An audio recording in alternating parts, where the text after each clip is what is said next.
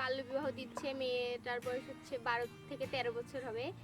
পরে যাই ওখানে গিয়ে ওরা তো প্রথমে মানবে না যে মেয়ের বিয়ে ঠিক করছে, আবার ওখানে মেয়ের বিয়ে দিবে। পরে তো যদি বিয়ে না হয়, ওই কথাটাই ওরা হচ্ছিল। পরে বলছি যে বাল্যবিবাহ না করলে আপনার মেয়ে এরকম যে পড়ালেখায় ভালো আছে, পড়ালেখা করতে পারবে, জীবনে চাকরি করতে পারবে, নিজের পায়ে যখন সে 20 বছর বা 20 বছর পার হবে বা 18 বছর পার হবে তখন বিয়ে দেন।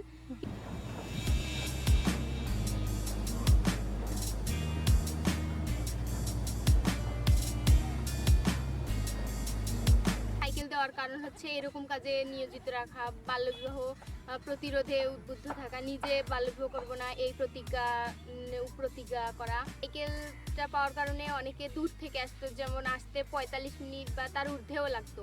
এখন সেটা আর হয় না, 20 মিনিটেও আসা যায়। আর আমরা আগে আসতাম যে দেখলাম যে ক্লাস শুরু হয়ে গেছে বা নাম প্রেজেন্টটাও শুরু হয়ে গেছে। আমাকে সাইকেল দিতে আমার অনেক সুবিধা হয়েছে। যেমন আমি আগে স্কুলে আসতাম খুব লেট করে, কিন্তু এখন তাড়াতাড়ি আসতে পারি। ইউএসআইডি প্ল্যানের এই ওরিয়েন্টেশনগুলো পাওয়ার পরে কিন্তু ইনি এই চিন্তা ভাবনা করছে যে আমার তো অনেক বাজেট আছে, সেখান থেকে এলজিএস এর বাজেট থেকে সেটা দেওয়া হচ্ছে।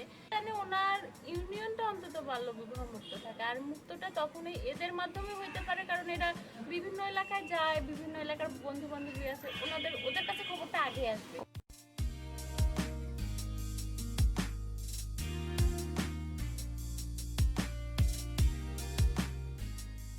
আমরা যখন স্কুল থেকে বের হয়ে আসবো তখন অন্য কাউকে এই সাইকেলটা দিয়ে আসবো, তারা যেন আমাদের মতো বাল্যবিবাহ প্রতিরোধ করে এবং কাউকে নিজেও যেন বাল্যবিবাহ না করে এবং অন্য কাউকে যেন বাল্যবিবাহ করতে না পারে।